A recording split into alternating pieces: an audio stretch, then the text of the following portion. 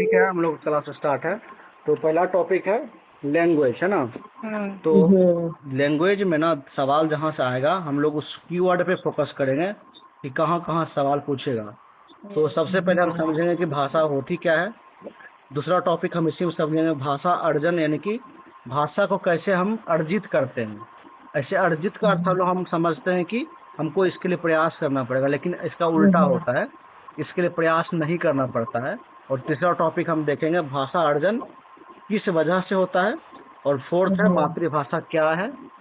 उसके बाद हम आएंगे पांचवें टॉपिक पर, भाषा अधिगम क्या है। यानी कि हम 5 टॉपिक को एक साथ देखेंगे, उसके बाद फिर हम आगे बढ़ेंगे। ठीक है। तो सबसे पहला सवाल है कि भाषा आखिर होती क्या है। तो ये सवाल नहीं पूछेगा एग्जाम में, लेकिन कीवर्ड ये कई बार एग्जाम में ऑप्शन में रहता है कि भाषा हमारे विचारों को व्यक्त करने और दूसरे के विचारों को समझने का एक साधन है। 3 कीवर्ड ध्यान रखना है, विचारों को व्यक्त करना, समझना और साधन। ये दोनों कीवर्ड एग्जाम में नहीं पूछेगा अक्सर, सिर्फ ये कीवर्ड ध्यान रखना है, साधन। तो ये हमेशा एग्जाम पूछता है कि लैंग्वेज क्या है। एक तरह से एक टूल्स के रूप में यूज किया जाता है, एक साधन है। ठीक है। तो अब दूसरा इसमें सवाल यह आता है कि आखिर भाषा का फंक्शन क्या है, यानी कि इसका प्रकार ही क्या है ना। तो फंक्शन में इसका 5-6 फंक्शन इंपॉर्टेंट है। पहला एक ऐसे ही बातचीत में हम लोग आदान प्रदान करते हैं विचारों का। दूसरा समाज जीवन को सार्थक करने में, नहीं भी पता तो ये सब पॉजिटिव बात है, हम समझ में जाएंगे, अच्छा सही है। तीसरा है ज्ञान प्राप्ति साधन के रूप में, यहाँ साधन मेन कीवर्ड है। अच्छा, और ये समझने के लिए कि भाषा साहित्य जो होता है सभ्यता को विकसित करने का सहायक। अच्छा, यहाँ सवाल उतना नहीं रहेगा, सवाल ये रहेगा कि लिपि और भाषा में अंतर क्या है ना। तो लिपि और भाषा में मुख्य अंतर जो होता है कि लिपि भाषा का लिखित रूप होता है।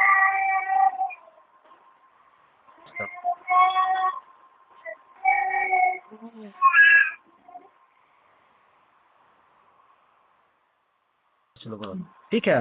तो जो लिपि और भाषा में अंतर ये होता है कि लिपि भाषा का लिखित रूप होता है। कौन सा रूप होता है? लिखित रूप होता है। अच्छा, इसीलिए आप हिस्ट्री में पढ़े होंगे इतिहास में कि बहुत सारी ऐसी लिपि थी जिसको पढ़ी नहीं जा सकी। सिंधु घाटी सभ्यता जब आप पढ़ेंगे ना एसएसटी में, तो बहुत सारी लिपि को हम अभी तक पढ़ नहीं पाए, इसीलिए हमें उसका ज्ञान नहीं है कि आखिर उस समय भाषा किस प्रकार की थी। इसीलिए याद रखने के लिए हम इतिहास का एग्जाम्पल ध्यान रखेंगे कि लिपि को हम पढ़ नहीं पाते हैं कई बार, क्योंकि लिखित रूप में होता है। इसीलिए जब आपसे ये पूछेगा कि भाषा और लिपि में क्या कोई निश्चित संबंध होता है, निश्चित संबंध नहीं होता है ना। आवाज आ रहा है, मुनि ज्यादा है उधर से। क्या वो आवाज आ रहा है? हाँ। अच्छा ठीक है, हम तो नहीं बोल रहे हैं। तो बच्चा कुछ बच्चे बोल रहे हैं, कोई बात नहीं। वो बाबू लेती है बगल में, इसीलिए बोलती है। अच्छा, आवाज आता है। हाँ ठीक है। भाषा, अब क्वेश्चन ये पूछेगा कि इसे भाषा हमने बताया कि ठीक है वो विचार व्यक्त करने का माध्यम है, साधन है, ज्ञान प्राप्ति का एक जरिया है, विचार व्यक्त करते हैं, ठीक है। लेकिन लिपि क्या है? लिपि रिटेन फॉर्म में होता है। किस फॉर्म में होता है? Written form. जब सवाल आपसे पूछेगा भाषा और लिपि में क्या कोई निश्चित संबंध होता है, तो नहीं होता है, नहीं होता, क्योंकि लिपि को हम कई बार नहीं पढ़ पाते हैं क्योंकि रिटेन फॉर्म में होता है। और भाषा ओरल फॉर्म में भी होता है, यानी मौखिक रूप में भी भाषा होती है। इसका मतलब है कि भाषा का संबंध लिपि से सीधा संबंध नहीं होता। इसीलिए कोई भी भाषा किसी भी लिपि में लिखी जा सकती है। तो ये मेन अंतर ध्यान रखना है। अब भाषा के 3 रूप होते हैं, रिटेन फॉर्म, ओरल फॉर्म और सिंबॉलिक फॉर्म, है ना। तो यानी कि लिखित भाषा जो होती है हमेशा मौखिक भाषा की तुलना में अधिक अस्थायी होती है। इसीलिए हम लोग रिटेन फॉर्म में हमेशा किसी चीज को लिखते हैं, और जहाँ से लिखित रूप में भाषा का ज्ञान हुआ वहीं से हमारे इतिहास का लेखन भी शुरू हुआ। जहाँ से लेखन का विकास नहीं हुआ था उसके पहले के इतिहास को हम लोग नहीं जानते हैं, इसीलिए लिखित रूप में भाषा अस्थायी होती है। ठीक है, एग्जाम्पल ध्यान रखना, हम एग्जाम्पल दे रहे हैं वही याद रहेगा। ठीक है। अब दूसरा है भाषा एक्वाइजेशन। इसको एक लाइन में अगर समझा जाए तो इसका वर्ड है अर्जन, है ना। और आसान भाषा में बोलते हैं अर्जित करना। तो इसका अर्थ ये नहीं होता है कि हमको बहुत प्रयास करना पड़ेगा, समझे। तो अर्जित का अर्थ होता है कि बिना किसी प्रयास के, है ना। अर्जन वर्ड जब आप नहीं पढ़ेंगे तो लगेगा कि इसके लिए हमको प्रयास करना पड़ेगा, कहीं से लाना पड़ेगा, कुछ सीखना पड़ेगा। ऐसा बात नहीं है। भाषा जन्मजात क्षमता होती है और इसको अर्जित करने के लिए मनुष्य क्या करता है, बिना किसी विशेष प्रयास के अर्जित कर सकता है। जैसे कि बच्चा जब छोटा होता है तो मम्मी पापा ऐसे बगल से भी रो रही है, क्या वो प्रयास कर रही है? नहीं, वो खुद वो अपने बोल आप रही मतलब है। वो आसपास जो आप बोलते हैं पापा मम्मा दादा, वो बोलते बोलते सीख जाती है, यानी कि अपने पर्यावरण से। यानी कि एक बच्चा जो 1 साल का 6 महीने का होता है, वो भाषा अर्जित कर रहा होता है अपने वातावरण से। इसका मतलब है, अगर क्वेश्चन आपसे पूछेगा कि क्या भाषा को अर्जित करने के लिए विशेष प्रयास करना पड़ता है, तो नहीं। और ऑप्शन बढ़ेगा कि विशेष प्रयास करने की जरूरत होती है, वो ऑप्शन गलत होगा। ठीक है। अब इसी एक बात से जितना भी सब पॉइंट है वो याद रहेगा। पहला है कि एक स्वाभाविक प्रक्रिया है, यानी कि नेचुरल प्रोसेस है। वातावरण का प्रभाव पड़ता है। सहज प्रक्रिया है। अचेतन और अवचेतन प्रक्रिया, यानी कि अचेतन का मतलब होता है हमारे दिमाग के उस हिस्से में है कि हम अपने आप स्वतः बोलने लगते हैं, है ना। दादा मामा फूफा इसके लिए प्रयास नहीं करते हैं, है ना। तो जब ऑप्शन रहेगा चेतन प्रक्रिया तो गलत हो जाएगा। क्या होगा? यानी कि चेतन होगा, इसका मतलब हम तैयारी करके सोच समझ के बोल रहे हैं, तो ये गलत होगा। और अचेतन और अवचेतन हो, यानी कि अनकॉन्शियस और सबकॉन्शियस रहेगा, तो सही होगा। ठीक है। अच्छा, अर्जन का संबंध किससे है? मातृभाषा से। मातृभाषा से। मातृभाषा। अच्छा, मातृभाषा से का संबंध इसका इसका इसका इसलिए है क्योंकि इसके लिए विशेष प्रयास नहीं करना पड़ता है ना। अच्छा, दूसरा पॉइंट है कि अच्छा आप क्वेश्चन पूछेगा कि मातृभाषा का संबंध मतलब भाषा अर्जन से है, या भाषा अर्जन का संबंध किससे? मातृभाषा से है। आपकी मातृभाषा जो है उसी में आप मतलब भाषा अर्जन कर सकते हैं। जैसे इंग्लिश है, तो इंग्लिश हमारी मातृभाषा है कि नहीं है? है। नहीं है। हमारी मातृभाषा अंगिका है, मैथिली है, ये सब जो ठेठी में बोलते हैं वो सब है।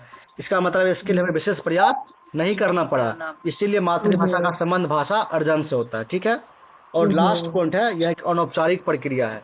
इसका मतलब है इसके लिए हमको विशेष नियम कानून में बंधकर कोई विशेष प्रयास नहीं करना पड़ता है। इसके लिए हमें नेचुरल तरीके से अपने आप वो हम सीख जाते हैं, है ना। इनफॉर्मल बोलते हैं इंग्लिश में, क्या बोलते हैं? इनफॉर्मल। यानी कि इसके लिए हमें फॉर्मेलिटी करने की जरूरत नहीं पड़ती है। फॉर्मेलिटी का होता है रूल नियम कानून, ये सब नहीं देखना पड़ता है, बस हम अपने आप नेचुरल तरीके से सीख जाते हैं। यही कीवर्ड आएगा कि भाषा अर्जन एक तरह से औपचारिक प्रक्रिया है। ऑप्शन नंबर बी अनौपचारिक प्रक्रिया है। ऑप्शन नंबर सी विशेष प्रयास की आवश्यकता होती है, गलत। एक अनौपचारिक प्रक्रिया है और विशेष प्रयास की आवश्यकता नहीं होती है। यही 2 कीवर्ड ध्यान रखना है। ठीक है। अच्छा, भाषा अर्जन किस वजह से होता है? मात्र 2 वजह से होता है। हमारी आंतरिक क्षमता होती है और हमारे अपने परिवेश से सीखते हैं, है ना। स्वाभाविक रूप से अर्जित करते हैं। बस यही ध्यान रखना है, परिवार से, बातचीत से, अपने परिवेश से, पर्यावरण से, है ना। जो ऊपर बताए उसी का सारांश है। अब नेक्स्ट पॉइंट है मातृभाषा क्या है। मातृभाषा का संबंध भाषा का पहला रूप होता है, यानी कि जो बच्चा पहली बार अपने घर में बोलता है, चाहे वो इंग्लिश हो, चाइनीज हो, मलयालम हो, यानी कि जहाँ किसी का जन्म होता है और उस जहाँ पे जो भाषा घर में बोली जाती है वही उसकी मातृभाषा होती है। स्कूल में जो भाषा बोली जाती है वो मातृभाषा नहीं है, वो हिंदी है, इंग्लिश है, वो अलग हुआ। इसका मतलब है बच्चे के घर में बोली जाने वाली भाषा को क्या बोलते हैं? मातृभाषा। अच्छा, अब भाषा अर्जन जो है वो एक स्वाभाविक प्रक्रिया, सबको पता है कि परिवार से सीखते हैं और स्कूल आने से पहले ही एक इम्पॉर्टेंट पॉइंट यह है कि स्कूल आने से पहले ही मातृभाषा में अपनी बात कहने और समझने में सक्षम होता है। यानी जो ठेठी हम लोग बोलते हैं बच्चों के साथ, कौन सी भाषा है? मातृभाषा है। इसलिए स्कूल आने से पहले हमें ये सीख लेना चाहिए ताकि अन्य भाषा सीखने में सहायक हो। अब आते हैं कि रिवाइज हो गया, कभी यही बताए थे इसको। ठीक है। रिकॉर्डिंग हो रहा है नहीं हो रहा है? हो रहा है। हो रहा है। तो आवाज भी जाता होगा दृष्टि का। कोई बात नहीं। अच्छा, चलिए नेक्स्ट है हमारा भाषा अधिगम। अधिगम का अर्थ होता है इंग्लिश में लर्निंग, है ना। तो ये भाषा अर्जन से ठीक उल्टा है। अधिक लर्निंग वर्ड आया, इसका मतलब हम उसके लिए प्रयास कर रहे हैं। अर्जन जो वर्ड आएगा यानी कि अर्जित करना, इसका मतलब नो इफर्ट, यानी कोई प्रयास नहीं, समझे। ऊपर में ऐसे लिख लीजिए, अर्जन नो एफर्ट। भाषा लर्निंग, लर्निंग मतलब एफर्ट, लेकिन हम प्रयास करेंगे तभी सीखेंगे। यानी कि अधिगम का संबंध प्रयास करने से है ना। और उसमें हमने क्या बताया था अर्जन में, ये अवचेतन होता है और अचेतन होता है, बताया था ना। चेतन, यानी हाँ। कि अनकॉन्शस और सबकॉन्शस इंग्लिश होता है उसका, ठीक है। लेकिन जो चेतन, अर्जन सॉरी भाषा अधिगम है, इसका संबंध चेतन से होता है, कॉन्शस होता है। यानी कि हम चेतन रूप से सोच समझकर नियम। भाषा अर्जन में ना अवचेतन और हाँ, चेतन। चेतन का मतलब होता है जगा हुआ मस्तिष्क, एक लाइन में याद रखो, ये, ठीक है। यानी कि हम सोच के अलर्ट होके, जैसे मान लिया आप किसी को हम बोलते हैं ऐसे मत करो, बुरी बात है ना, बच्चे को बोलते हैं, हाँ। यानी कि मतलब उसको हम बता रहे हैं कि अलर्ट रहो तुम, यानी कि वो चेतन हो गया। यानी कि उसको हम कुछ सिखा रहे हैं ना, कि बुरी बात है अच्छी बात है बेटा ऐसे नहीं करो। इसका मतलब बच्चा जिसको हम बता रहे हैं वो सुन रही है, इसका मतलब चेतन है रूप में है वो, यानी जगे हुए अवस्था में माइंड है उसका। भाषा अर्जन में चेतन रहेगा तो गलत आंसर है। हाँ, भाषा अधिगम में मतलब चेतन होगा, अर्जन में अगर चेतन रहेगा तो गलत हो जाएगा। तो गलत चेतन यानी अपने आप हो रहा है। लोग गाली देता है अपने आप देता है, लोग रोता है अपने आप रोता है, उसके लिए वो सोच समझ के नहीं गाली, गुस्सा करता है वो अपने आप हो रहा है। अब चेतन मन सो रहा है और चेतन मन सो रहा है ना। यानी कि जो अपने आप स्वाभाविक प्रक्रिया से होता है वो हो गया अब चेतन और अचेतन, और जिसके लिए प्रयास करते हैं सोच समझ के बोलते हैं वो क्या हो गया, चेतन। चेतन। इसका मतलब है कि ये जो अधिगम होता है लर्निंग में, इसमें नियम होता है। जैसे ग्रामर सीखते हैं, इंग्लिश ग्रामर सीखते हैं ना, उसमें नियम होता है, किताबें पढ़नी होती है, कौशल सीखना पड़ता है। मतलब इंग्लिश अगर हमको आ एक गया, तो चैप्टर भी है बीएड में लर्निंग, क्या, एक बुक नहीं है लर्निंग का हाँ बीएड में। हाँ हाँ, अच्छा। तो इसका संबंध क्या होता है, स्किल सीखने से होता है ना। और यह शिक्षकों हाँ। की जरूरत पड़ती है, क्योंकि शिक्षक अगर मान लिया अच्छे से कम्युनिकेट बच्चों से नहीं कर रहा है, इसका मतलब उसके पास टीचिंग स्किल नहीं है, नहीं है, है ना। सही बात। अतः भाषा अधिगम क्या एक औपचारिक प्रक्रिया है। कौन सी प्रक्रिया है, औपचारिक। औपचारिक का मतलब क्या होता है, नियम होता है उसमें, एक तरह से मतलब एक स्टेप होता है, स्टेप बाय स्टेप सीखता है उसमें, ठीक है। फॉर्मल का मतलब क्या होगा, नियम, और इनफॉर्मल का मतलब बिना किसी नियम के, ठीक है। अच्छा, अधिगम का संबंध किससे है, दूसरी भाषा से। दूसरी भाषा का मतलब क्या हो गया, जो आप कि हम एफर्ट लगाते हैं जैसे भाषा को सीखने में। दूसरी भाषा का मतलब हाँ वही, क्या, बोलिए पूछ रहे हैं, दूसरी भाषा का मतलब वही सीखने से, जैसे हम लोग को, जैसे आप मतलब सिखा रहे हैं, मेरा अपना भाषा जो है मातृभाषा है, और जो सर लोग सिखाते हैं। दूसरी भाषा का संबंध हो गया, जैसे इंग्लिश से हो गया, हिंदी हो हाँ, गया, इंग्लिश है ना। कि जैसे मातृभाषा तो अपना घर में बोलते हैं, दूसरी भाषा वो हिंदी भी हो सकती है, दूसरी भाषा इंग्लिश भी हो सकती है, दूसरी भाषा भोजपुरी भी हो सकती है। यानी कि वैसी भाषा जिसको सीखने के लिए हमें एफर्ट करना पड़ता है। नहीं कहता तुम सही से हिंदी में नहीं बोल पाते, इसका मतलब तुमको एफर्ट देना पड़ेगा। तुम सही से इंग्लिश में नहीं बोल पाते हो, इसका मतलब उसमें एफर्ट देना पड़ेगा। इसका मतलब है दूसरी भाषा का संबंध हमारे उस भाषा से है जिसके लिए प्रयास करना होता है, वो कोई भी भाषा हो सकती है ना। जैसे हमने एग्जाम्पल क्या दिया, इंग्लिश, सबसे अच्छा एग्जाम्पल इंग्लिश। हम प्रयास करते हैं, हमको एक औपचारिक माहौल चाहिए। अच्छा, हम क्यों इंग्लिश पढ़ लेते हैं ग्रामर, लेकिन हम सीख नहीं पाते हैं, क्यों, क्योंकि हमको ऐसा माहौल नहीं मिला, घर में लोग ठेठी में बोलते हैं, हिंदी में बोलते हैं, इसलिए हमें हमको औपचारिक माहौल नहीं मिल पाता है, ठीक है। अच्छा, अब एक स्किनर महोदय हैं, इनके अनुसार होता यह है कि भाषा होता है अनुकरण से और पुनर्बलन से। यानी कि हम जितना ज्यादा उस पर जोर देंगे, बार बार करेंगे, उस पर बल देंगे, उतना ज्यादा हम उसमें क्या करेंगे, दक्षता हासिल करेंगे और सीखेंगे। लेकिन जो वाइगॉत्स्की है, उनका कहना यह है कि भाषा सामाजिक क्रिया द्वारा सीखी जाती है। ये उल्टा कहते हैं। इनका कहना यह है कि जैसे मान लीजिए आप अमेरिका में अगर पैदा लिए होते, तो अगर आप अमेरिका में जन्म लेते तो आपको लिए कोई विशेष प्रयास नहीं करना पड़ता। ये कहना किसका है, वैगोत्स्की का कहना है। यानी कि यह सामाजिक क्रिया द्वारा अपने आप सीखता है। इसका मतलब है जो बच्चा अमेरिका में रहता है वो अपने माता पिता से, अपने परिवेश से इंग्लिश अपने आप सीखता है। लेकिन हमारे यहाँ ऐसा माहौल नहीं है, इसीलिए हमें प्रयास करना पड़ता है। इसका मतलब वैगोत्स्की का कहना यह है कि हमको प्रयास करना तो है, लेकिन अपने आप ये सामाजिक क्रिया द्वारा भी हम सीख सकते हैं। समझ में आया? हाँ, ये बात भी सही है। हाँ। अब मान लीजिए कोई अंग्रेज है, अंग्रेज कोई ट्रेनिंग लेता है इंग्लिश बोलने के लिए, नहीं, वो अपनी सामाजिक क्रिया से सीखता है। हाँ। जैसे व्याकरण के संदर्भ को सिखाया जाना चाहिए ना, जैसे ग्रामर हम सीखते हैं, हमको सिखाना पड़ता है grammar V1 V2 V3 tense voice, ठीक है। अच्छा, भाषा सीखने के लिए प्रिंट समृद्ध वातावरण दिया जाना चाहिए। यानी कि प्रिंट, यानी कि जितना ज्यादा वो प्रिंटेड फॉर्म में रहता है, फोटो पिक्चर, तो लोग उसको ज्यादा अच्छे से कैच कर पाता है ना। तो हम लोग कर रहे हैं। इतना जो हम बताए भाषा अर्जन और भाषा अधिगम, उसका मुख्य 5 अंतर है जो हम अभी पीडीएफ में दिख रहे हैं। ठीक है।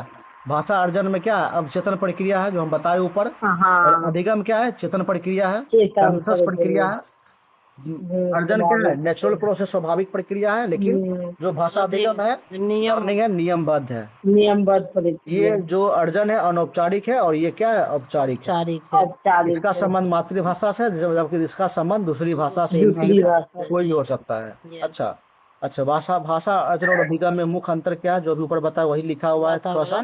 अच्छा, ये हम मातृभाषा हमेशा अर्जित की जाती है। की जाती है। अब ऑप्शन आपको ये देगा कि मातृभाषा हमेशा सीखी जाती है, मातृभाषा हमेशा अर्जित की जाती है, मातृभाषा के लिए विशेष प्रयास की आवश्यकता होती है। यानी कि ये सब ऑप्शन गलत होगा, हमेशा अर्जित की जाती है ऑप्शन सही होगा, ऐसे ध्यान रखना है। हमेशा अर्जित कोई की कोई एक जाती है। सेंटेंस है तो उसको सवाल के बारे में सोचिए, सिर्फ याद नहीं करना है। यानी कोई एक सेंटेंस है, सोचिए कि इससे क्या सवाल बना सकता है, एग्जामिनर के माइंड से सोचना है। और यहाँ पे हमेशा अर्जित की जाती है लिखा है, हम ये ऑप्शन बना सकते हैं कि अच्छा ये भी कह सकता है कि ये हमेशा सीखी जाती है, तो गलत हो जाएगा। हमेशा सीखे। यानी कि बच्चा एक से अधिक भाषाएं भी अर्जित कर सकता है। ऑप्शन में ये आता है, ये जो हम सेंटेंस बोल रहे हैं, ऑप्शन में आपसे ये पूछेगा कि भाषा, बच्चा जो होता है एक से अधिक भाषा अर्जित नहीं कर सकता है। नहीं, भाषा अर्जित कर सकता है। किससे कर सकता है, वातावरण से कर सकता है। ठीक है। और दूसरा पॉइंट है, ये जो दूसरी भाषा होती है इसको हम स्कूल की भाषा भी कहते हैं या टारगेट लैंग्वेज भी कहते हैं, लक्ष्य भाषा है ना। लक्ष्य भाषा का संबंध किससे है, स्कूल की भाषा से। स्कूल की भाषा या दूसरी भाषा से। अच्छा, मदर टंग का संबंध हमारे भाषा का पहला रूप होता है और हमेशा अर्जित करते हैं, यानी कि नेचुरल तरीके से सीखते हैं। यस। अब आगे है कि वही क्वेश्चन है, बच्चे अपनी मातृभाषा का प्रयोग करते हुए हिंदी भाषा की कक्षा में अपनी बात कहते हैं। यह बात किसका है, स्वाभाविक है। यह बात एक तरह स्वाभाविक है, यानी कि वो उसका उस तरह से नेचुरल प्रोसेस वो सीखा है ना। मातृभाषा का प्रयोग करते हुए हिंदी भाषा की कक्षा में अपनी बात कहते हैं। अच्छा, जैसे मान लीजिए हिंदी में नहीं बोलकर मातृभाषा में बोलता है, इसका मतलब स्वाभाविक है वो। समझ में आया। यस। आगे बढ़े। हाँ बोलिए। देखिए, अब एनसीएफ है, इसका फुल फॉर्म होता है नेशनल करिकुलम फ्रेमवर्क। यानी कि एनसीएफ एक तरह से क्या है, राष्ट्रीय स्तर पर एक तरह से पाठ्यचर्या है, एक तरह से फ्रेमवर्क है जिसके माध्यम से यह बताया जाता है कि बच्चों को कैसे पढ़ाना चाहिए, है ना, भाषा का विकास कैसे होगा, उसी के बारे में है। तो एनसीएफ ये कहता है भाषा के बारे में कि बच्चे को प्राथमिक स्तर पर बच्चों को मातृभाषा में ही सिखाना चाहिए, है ना, और बच्चों को प्रयोग करने देना चाहिए ताकि बच्चा स्वाभाविक और सरल प्रक्रिया के माध्यम से उसे सीखेगा, है ना। तो एनसीएफ पूछेगा आपसे कि एनसीएफ क्या कहता है कि मातृभाषा में बच्चों को शिक्षा, प्राथमिक शिक्षा देनी चाहिए प्राथमिक स्तर पर, है ना। बाद में जब सेकेंडरी स्तर पर जाएगा तो इंग्लिश सीख सकता है, बट प्राइमरी स्टेज पर हमें सीखना चाहिए कौन, मातृभाषा। अच्छा, बच्चे को स्वयं को अभिव्यक्त करने देंगे अपनी मातृभाषा में, इससे उसका कौशल विकास होता है ना। अच्छा, मातृभाषा प्रयोग करने की वजह से क्या होता है, बच्चे की भाषा में क्षेत्रीय भाषा का प्रभाव हो सकता है। जैसे सड़क को सड़क बोलना, यही हमारे बिहार में है। जैसे हम बिहार से बाहर जब गए थे ना, ये जो बड़ी रॉ हमारा है ना, ये मिसिंग है हमारी मातृभाषा में, यहाँ की भाषा में। और जो रॉ है, बड़ी रॉ है, ये शुद्ध हिंदी है। समझ में आ रहा है। ओ हाँ, सुन रहे हैं। हाँ जैसे हम लोग बोलते हैं सड़क, सड़क रॉ बोल देते हैं, जबकि सड़क होता है सड़क। ये तालु और ये जो जीव है वो टकराता है। हम तो एक बार बेइज्जत हो गए थे वहाँ पे, हम वहाँ पे जैसे कि, तब ठीक है बाद में बोलेंगे थोड़ा, हम मतलब वो वल्गैरिटी टाइप का कमेंट कर दिया था कोई मजाक में। जैसे हम लोग बोलते हैं बड़े अच्छे हैं, बड़े, हम बड़ा बोल देते हैं। हमको ऐसे मतलब एक मतलब सीनियर थे, काफी मजे लिए, खूब ज्यादा मतलब ऐसे ना नहीं होता है खूब, तुम क्या बोलता है वो बड़ा अच्छा लगता है, उस सेंस में ले लिया। हम लोग बड़ा नहीं बोल पाते ठीक से, क्योंकि हमारी मातृभाषा में जो रॉ जो है ना, यहाँ के बिहार में व्याकरण में यही रॉ लिखा जाता है। लेकिन हम लोग को लगता है क्या नहीं, हम गलत बोलते हैं। इस पे मतलब हमको शर्म नहीं करना चाहिए। हम तब उसको बाद में पढ़े थे ना, वो हिंदी के एक्सपर्ट थे, एक दिन आ रहा था कार्यक्रम हिंदी का, उसमें यही बात बताया गया था कि बिहार की मातृभाषा में रॉ जो है ना, छोटी रॉ वही है, और वो बड़ी रॉ हम लोग में मतलब ओरिजिनल में नहीं है। इसलिए हम लोग उसी तरह से बोलते हैं तो लोग मजाक उड़ाते हैं। नहीं, ये हमारा ये मदर टंग है, इस पे हमको गर्व करना चाहिए, शर्म नहीं करना है। ठीक है, ये बहुत अच्छी बात है इसमें मातृभाषा के बारे में। ठीक है, यह एक स्वाभाविक बात है, जो लिखा हुआ है ना, स्वाभाविक बात है, इसमें हमको शर्म नहीं करना है कि हमको ऐसे क्यों बोला जाता है कोई। अच्छा, मदर टंग जो होता है वो मल्टी लैंग्वेज को स्वीकार करते हैं कक्षा में, यानी कि मदर टंग जो होता है मातृभाषा और बहुभाषिता जो होता है वो स्वीकार करते हैं कक्षा में। अच्छा, वही बात कर रहा है, यानी कि मातृभाषा और बहुभाषिता मल्टी लैंग्वेज कर रहा है। अच्छा, भाषा के विविध रूप होते हैं। पहला होता है मातृभाषा मदर टंग, भाषा का पहला रूप है। राष्ट्रभाषा जिसको नेशनल लैंग्वेज कहते हैं, वह कोई अभी तक नहीं है संवैधानिक तौर पर। हिंदी भारत की राष्ट्रभाषा नहीं है ना। अभी ये संपर्क भाषा ऑफिशियल लैंग्वेज है, यानी कि ऑफिशियल लैंग्वेज कौन सी है? हिंदी है। राष्ट्रभाषा हमारी कोई भी भाषा नहीं है, बस ये संपर्क और हिंदी ऑफिशियल लैंग्वेज है। अच्छा, 1963 में ऑफिशियल लैंग्वेज के तहत क्या हुआ कि आर्टिकल 343(1) ये क्वेश्चन पूछेगा कि आर्टिकल 341(1) में हिंदी भारत की राजभाषा है, राष्ट्रभाषा नहीं है, राजभाषा है। राज करने के लिए जो ऑफिशियल लैंग्वेज होता है उसके बारे में है। अच्छा, मानक भाषा क्या है? शिक्षा वो कार्यशैली प्रयोग की भाषा है, यानी मानक भाषा के रूप में प्रयोग किया जाता है। ठीक है। अच्छा, अब हम आगे बढ़ते हैं भाषा सीखने के चरण। इसमें पहला चरण होता है कूकना। जैसे बच्चा जब 6 सप्ताह का होता है, हम लोग चिढ़ाते हैं, ऐसे बोलते हैं, जैसे अभी बोल रही थी। हाँ, 6 सप्ताह का होता है तो कूकता है, फिर जाके बैबलिंग करता है, बलबलाता है, बा बा बा बा बा। अच्छा, ये जो हमारा हिंदी होता है आपको भी शायद पता नहीं होगा, बहुतों को पता नहीं होता है। अच्छा, पूछते हैं आपसे, बच्चा पहले पापा ही क्यों बोलता है? नाना आसान वर्ड है। नहीं, यही नहीं पता है। बताओ क्यों, तुम बताओ। पापा अच्छे आसान वर्ड, ठीक है, सही बात है। इसका लॉजिक क्या है? नाना पहले बोलेगा तो क्या आसान वर्ड नहीं है वो? नहीं, पापा मतलब ज्यादा रहता है। नहीं, फंस गए। क्या होता है इसका लॉजिक? ठीक है, वो आसान है, लेकिन आसान कैसे? आप तर्क दीजिए। क्या नाना आसान नहीं? वो भी तो नाना है, पापा है। नाना मतलब बोलती नहीं है ना, पापा मतलब बहुत बार यूज होता है घर में कुछ भी चीज में, तो इसलिए। नहीं, ये नहीं सही बात है, हम भी नहीं जानते थे, बाद में पढ़े तब जाने। तुम बताओ आप ही बता दीजिए अब। बताएंगे, इससे पूछ रहे पहले, थोड़ा सा होना चाहिए ना सवाल जवाब, तब मन लगता है। कैसे पापा क्यों पहले बोलता है?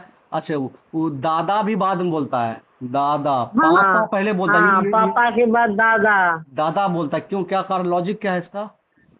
क्या दादा बोलेंगे उसको पिटाई कर देंगे हम? नहीं बोल, क्या नहीं। क्यों नहीं, मतलब ऐसा होता है?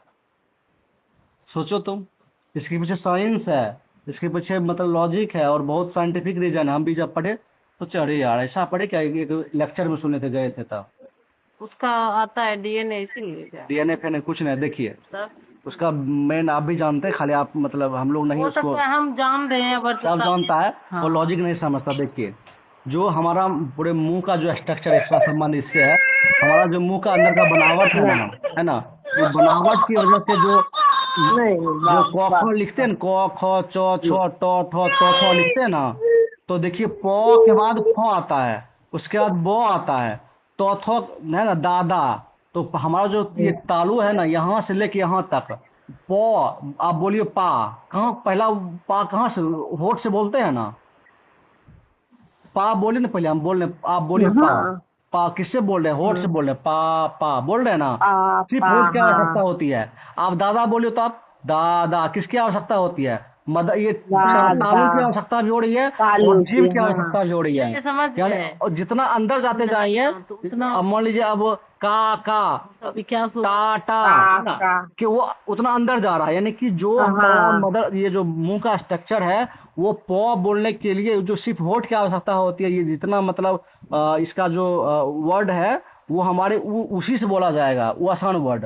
और जैसे उससे कठिन वर्ड बोला जाएगा तो उसके लिए उसका भी विकास नहीं हुआ है उस बच्चे का, वो थोड़ा देर से विकास होता है, इसलिए भी बोल देती है। माँ पापा मामा भी सब ऊपर से ही होता है, ये होठ से। और सबका जो इसका संबंध उच्चारण से है, जो हमारे मुंह का स्ट्रक्चर है उसका उच्चारण जितना ज्यादा कठिन वर्ड होगा उतना ज्यादा उस शरीर के उस मुंह के अंदर वाले हिस्से से होता है। पापा होठ से ही होता है, क्योंकि बच्चा, हाँ ये भी लॉजिक है सही। जो कठिन है वही है ही, यानी कि जो व्याकरण की जो मतलब भाषा है, प देखिए प है, उसका फ आता है, उसका ब आता है, उसका तो थ आता है, उसका फिर यो रो आता है ना, तो जब रॉ वाला हाँ बोलेंगे देखेंगे और कठिन से बोलना पड़ता है, लॉ और कठिन से बोलना पड़ता है।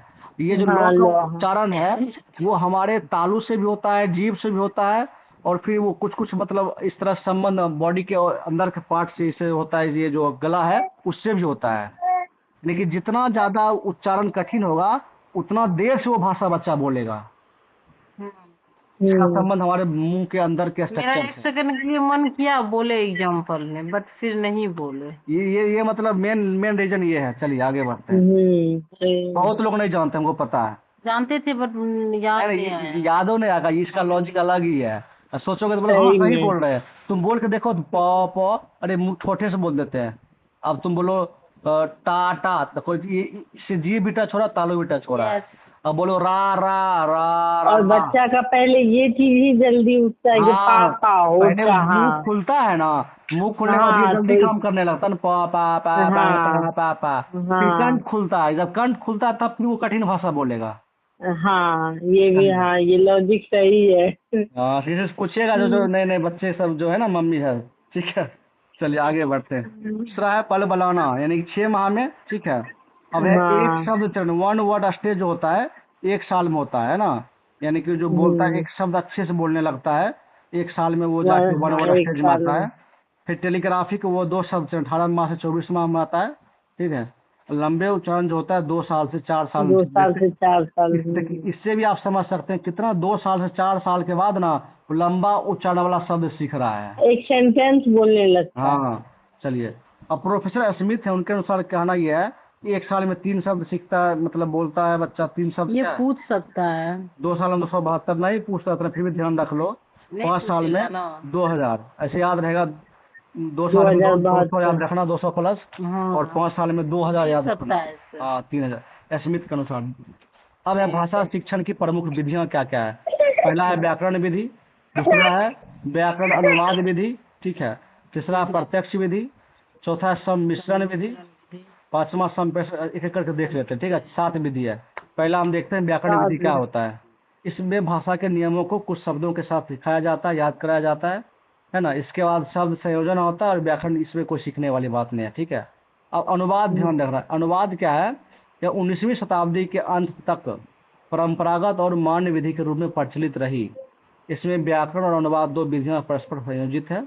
अच्छा, इस विधि में बच्चे लक्ष्य भाषा पढ़ना, यानी जो टारगेट भाषा है, और लिखना तो सीख लेते हैं, परंतु बोलने के ज्यादा अवसर नहीं मिलते हैं, है ना। इस अवधि में बच्चे की मातृभाषा में अनुवाद के माध्यम से लक्ष्य भाषा सिखाई जाती है। ये सब उतना नहीं पूछता प्रत्यक्ष भाषा क्या, डायरेक्ट मेथड मतलब क्या। इस समय मौखिक रूप से हम डायरेक्ट बोल देते हैं ना, तो बच्चा सीख जाता है ना। इसमें कोई हम लॉजिक नहीं देते हैं, कोई ऐसा कुछ व्याकरण नहीं सिखाते हैं। ये मौखिक वार्तालाप की विधि होती है, और मातृभाषा की रूप में मध्यस्थता का काम करता है। ये सब इसमें कोई बहुत बड़ी बात नहीं है, ठीक है। केवल लक्ष्य भाषा पर आधार बनाया जाता है, ठीक है। सम्मिश्रण विधि क्या होता है, इसमें भाषा शिक्षण की प्रक्रिया के व्यवहारिक पक्षों का सम्मिश्रण है। इसमें जैसे क्या इसका उद्देश्य में होता है, शिक्षण प्रक्रिया के विभिन्न चरणों पर किसी भी विधि का चयन कर सकता है। और लास्ट में संप्रेषण है, इसमें भाषा प्रयोग सीखने को एक भाषा होता है। इस आगमन विधि का, हाँ ये इंपॉर्टेंट है। 6 नंबर देखिए, 6 नंबर क्वेश्चन आता है, वो सब सवाल नहीं आएगा। और सवाल आएगा आपका 6 नंबर, इसको भी लिख दीजिए। आगमन विधि। आगमन विधि, इसमें क्या हो देखिए, आगमन शब्दों को तोड़ देना, अपनी भाषा में सोचना है। आ मतलब क्या होता है, आगमन मतलब आना। आना। आ हाँ मतलब आना। अच्छा, आना का आना। मतलब ये है कि हम सबसे पहले आना, यानी कि हम ये भी देख सकते हैं एग्जाम्पल, है ना। आगमन यानी इंडक्टिव, इंग्लिश में बोलते हैं इंडक्टिव, इन करना, यानी कि एग्जाम्पल से हम रूल की तरफ जाएंगे, है ना।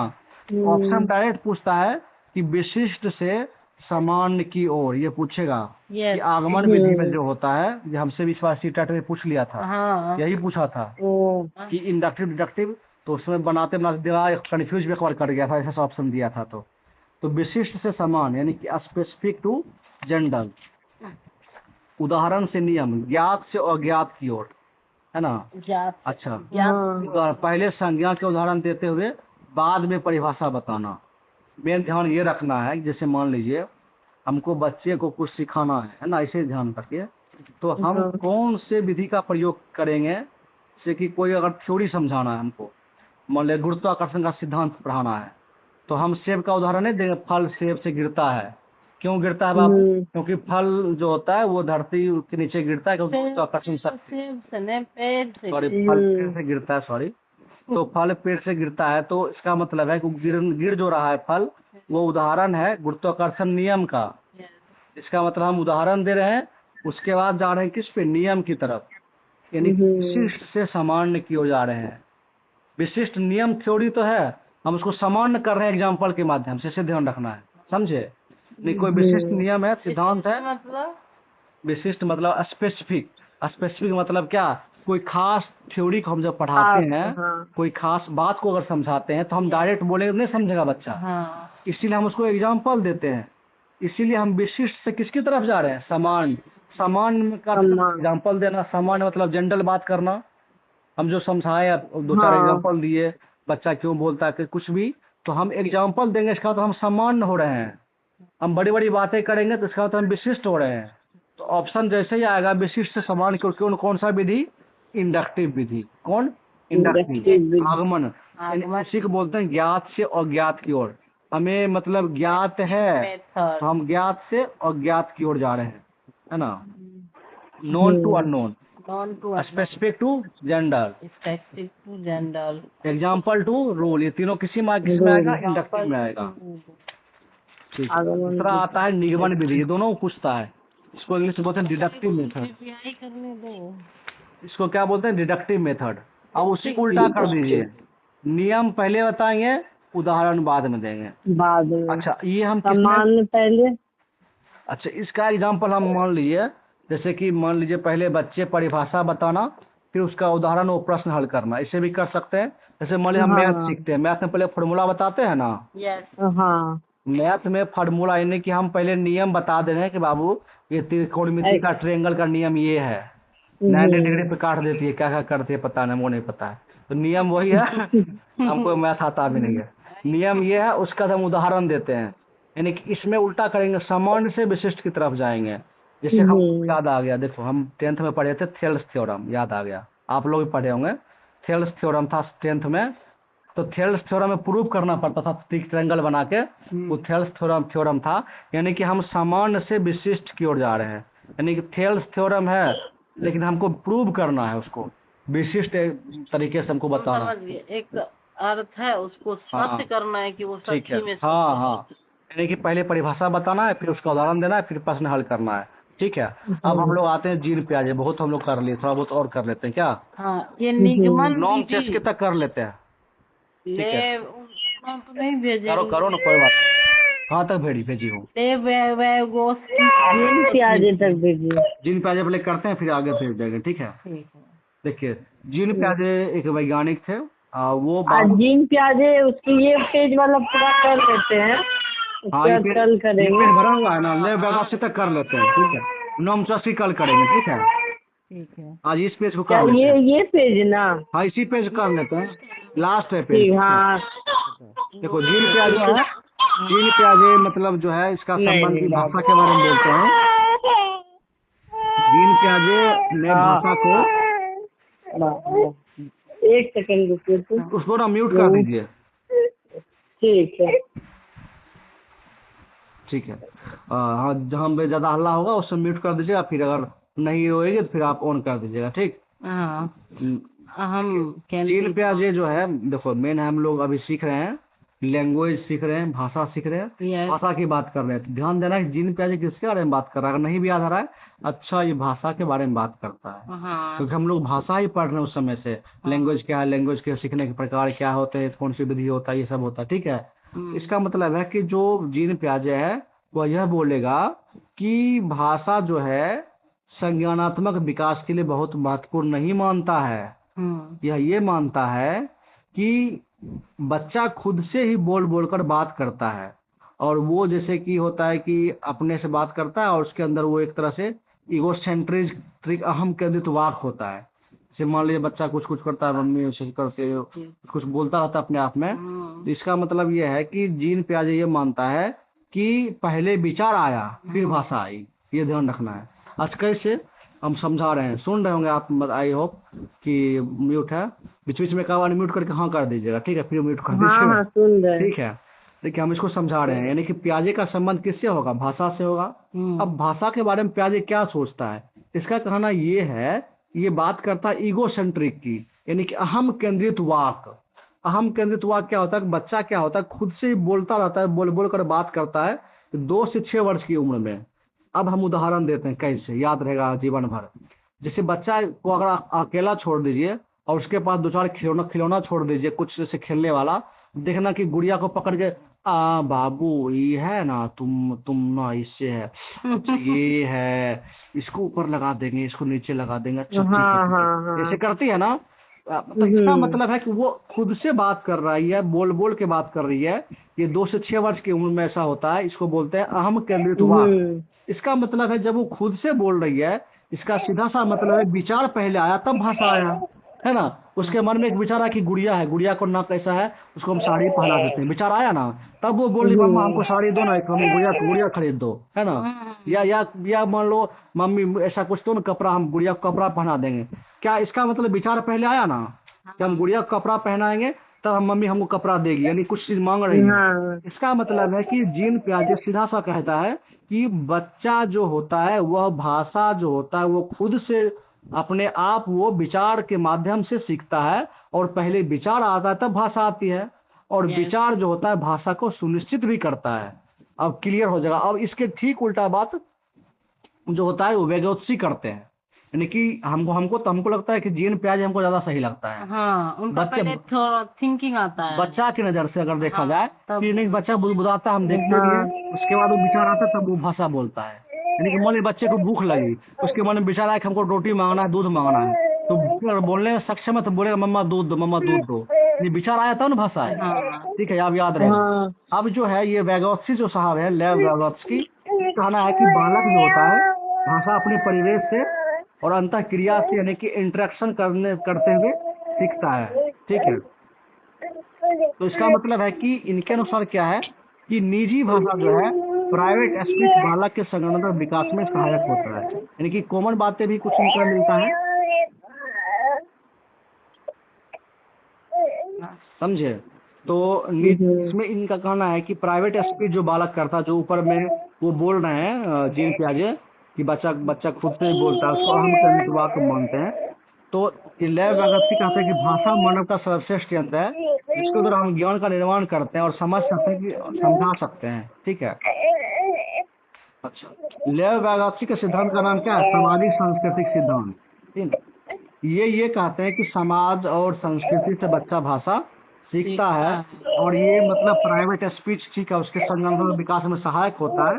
लेकिन मेन है कि जो बालक है वो बाहरी वातावरण के अवलोकन करके अपने भीतर आत्मसात करता है, और यही संगठनात्मक विकास भाषा, हाँ, संगठनात्मक विकास और भाषा दोनों के विकास में सहायक होता है। ये इनका एक लाइन में ध्यान रखना है, जो लेव वैगोत्स्की बाहर की बात करते हैं और जो जीन पियाजे हैं वो अंदर की बात करते हैं। लेव वैगोत्स्की को लगता है कि बच्चा नए परिवेश से, संस्कृति से, समाज से सीखेगा, यानी कि वो अपने मेन है कि लेव वैगोत्स्की बगल में लिख दीजिए बाहरी वातावरण, हमेशा याद रहेगा। ठीक है, एक ही कीवर्ड याद रहेगा, सब कितना घुमाएगा बन जाएगा।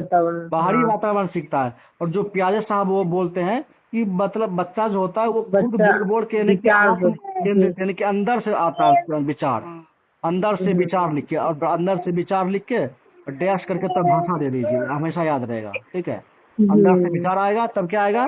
भाषा आएगा। कौन? ये पियाजे का, और ये वैगोत्स्की का बाहरी वातावरण देखिए। ठीक है, विचार भाषा बात करेगा पियाजे, है ना। तो पहले प्याजो याद रखो ना, वो भी याद हो जाएगा। प्याज का छिलका क्या है? छीलते हैं, उसके अंदर रहता है उसका मेन गुड चीज, है ना। तो कहने का था कि अंदर से विचार आएगा तब जाके भाषा आएगी। लेव वैगोत्स्की कहते हैं कि सामाजिक सांस्कृतिक सिद्धांत, यही क्वेश्चन पूछेगा। लेव वैगोत्स्की का जो भाषा का सिद्धांत है वो सामाजिक सांस्कृतिक सिद्धांत माना जाता है। ठीक है, अब दूसरा बात है अंतरीकरण, इंटरनलाइजेशन। इनका कहना है कि बालक बाहरी वातावरण के अवलोकन को अपने भीतर आत्मसात कर तक सीखता है। वही बात है, बाहरी वातावरण कर रहा है ना, अवलोकन करेगा तब सीखेगा। लेव वैगोत्स्की के सिद्धांत में भाषा के 3 महत्वपूर्ण पक्ष होते हैं। पहला, कि सामाजिक सामाजिक पक्ष सोशल स्पीच होता है 2 वर्ष की उम्र में। उसका निज वाक प्राइवेट स्पीच होता है 3 से 6 वर्ष की उम्र में, यानी कि बच्चा बोलता है, अपने आप खिलौनों से खेलता है ना। हाँ, उसका होता है तीसरा होता है आंतरिक मौन वाक, यानी साइलेंट इनर स्पीच 6 वर्ष के बाद, है ना। यानी कि 6 वर्ष के बाद बच्चा क्या होता है, थोड़ा सा सुस्त रहता है, मन में थोड़ा सा कुछ भी बात चलता रहता है, वो अंदर अंदर सोचता है, लेकिन जल्दी बोलता नहीं है, मौन रहता है ना। 6 वर्ष। 6 वर्ष के आसपास, हाँ, यानी कि 6 वर्ष जिसका उम्र है, थोड़ा जिसका थोड़ा देखेगा थोड़ा मौन रहना शुरू करता है, खूब नहीं बोलता उतना, बोलेगा लेकिन थोड़ा सा अपने आप भी कुछ चुप रहता है, ठीक है। बस देखिए, भाषा और विचार लास्ट पॉइंट है।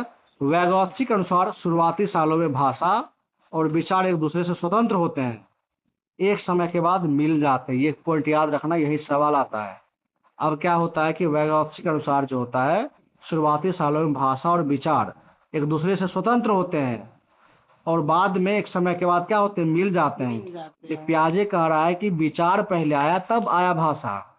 ये कह रहा है कि बाहरी वातावरण से अवलोकन करके हम सीखते हैं, लेकिन भाषा और विचार एक दूसरे से स्वतंत्र रहते हैं। ध्यान रखना, ये कीवर्ड ध्यान रखना है। ठीक है। स्वतंत्र इंडिपेंडेंट रहते हैं और एक समय के बाद मिल भी जाते हैं, यस, यानी कि इसको मिला भी देता है। लेकिन वो कहता है क्या प्याज, हमेशा विचार आएगा तब भाषा आएगी। तब भाषा तो आएगी। आज की क्लास को यही समाप्त करें। यस, हेलो, ठीक है। हाँ। 1 घंटा हो गया। यस, 1 घंटा में बहुत पढ़ लिए हम लोग, 2-4 बहुत सही। पेज पढ़ लिए। हम 10 बजे के बाद ऐसे भी CDP का भी कर लेंगे, आप कीजिएगा क्लास। पता है ज्यादा है, 3 लीजिएगा। पेज और है इसका, हिंदी का। हिंदी का 3 पेज में हाँ। खत्म, यानी कल हिंदी खत्म। ये खत्म हो जाएगा ना पेडागोजी, उसके बाद क्वेश्चन आंसर कर लेंगे। फिर क्वेश्चन से करा देंगे, 2-4 साल का उसी में हो जाएगा। तो हम क्वेश्चन पकड़ने भी तो आ जाएगा ना। ठीक है, हिंदी पेडागोजी कर तब हम सवाल पे आएंगे, ठीक है। ठीक है। कल पेडागोजी हिंदी का खत्म कर देंगे, तब ठीक। सवाल बनाएंगे। ठीक, ठीक है, गुड नाइट। रुको, ठीक है, बाय, गुड नाइट। सेव करने का स्टॉप। राधे।